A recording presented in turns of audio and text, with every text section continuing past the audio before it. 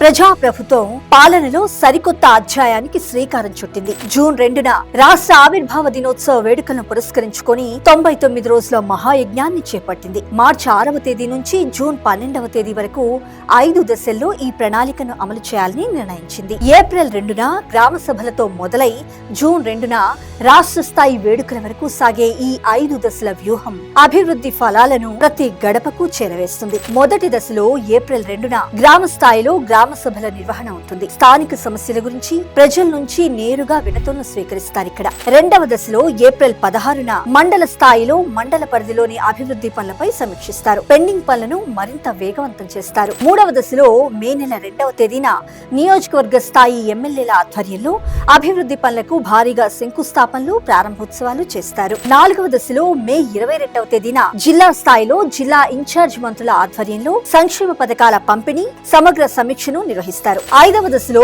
June 2వ తేదీన రాష్ట్ర స్థాయిలో రాష్ట్ర ఆవిర్భావ వేడుకలతో ముగింపు కార్యక్రమం ఉంటుంది. 99 రోజుల ప్రగతి నివేదికను ఈ సందర్భంగా ప్రజల ముందుంచుతారు. ఈ 5 అంచెల వ్యూహంతో కేవలం హామీలకే పరిమితం కాకుండా శంకుస్థాపనలు, పూర్తయిన పనుల ప్రారంభోత్సవాలతో రాష్ట్రమంతటా అభివృద్ధి, పండుగ వాతావరణం నెలకొనబోతున్నాయి.